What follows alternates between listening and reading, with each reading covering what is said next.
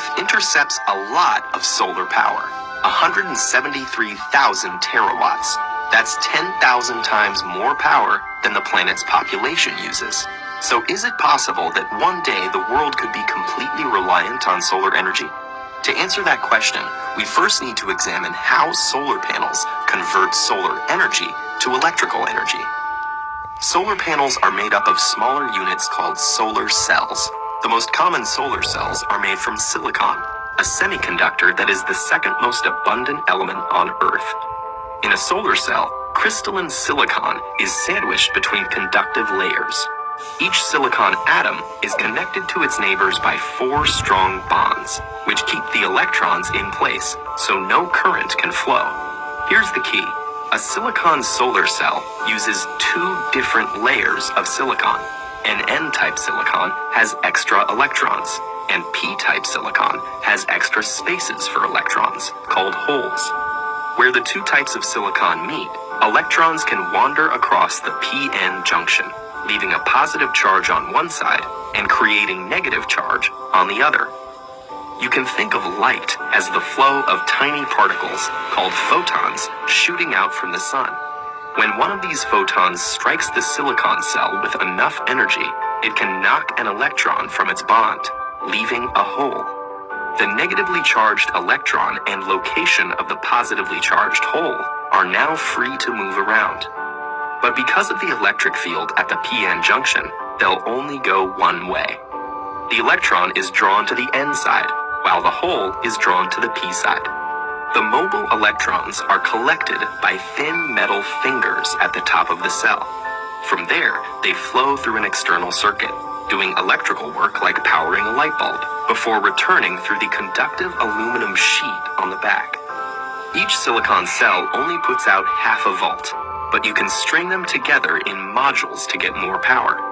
12 photovoltaic cells are enough to charge a cell phone, while it takes many modules to power an entire house. Electrons are the only moving parts in a solar cell, and they all go back where they came from.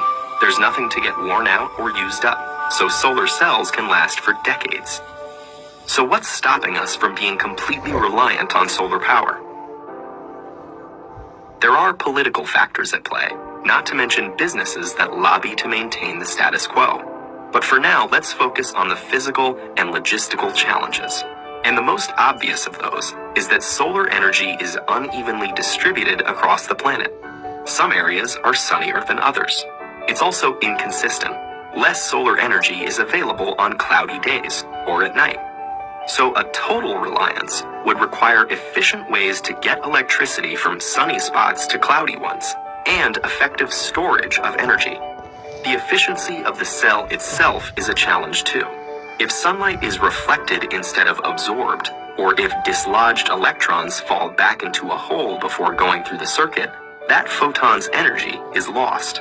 The most efficient solar cell yet still only converts 46% of the available sunlight to electricity, and most commercial systems are currently 15 to 20% efficient. In spite of these limitations, it actually would be possible to power the entire world with today's solar technology. We'd need the funding to build the infrastructure and a good deal of space. Estimates range from tens to hundreds of thousands of square miles. Which seems like a lot, but the Sahara Desert alone is over 3 million square miles in area. Meanwhile, solar cells are getting better, cheaper, and are competing with electricity from the grid. And innovations like floating solar farms may change the landscape entirely. Thought experiments aside, there's the fact that over 1 billion people don't have access to a reliable electric grid, especially in developing countries, many of which are sunny. So in places like that, solar energy is already much cheaper and safer than available alternatives like kerosene. For, say, Finland or Seattle, though, effective solar energy may still be a little way off.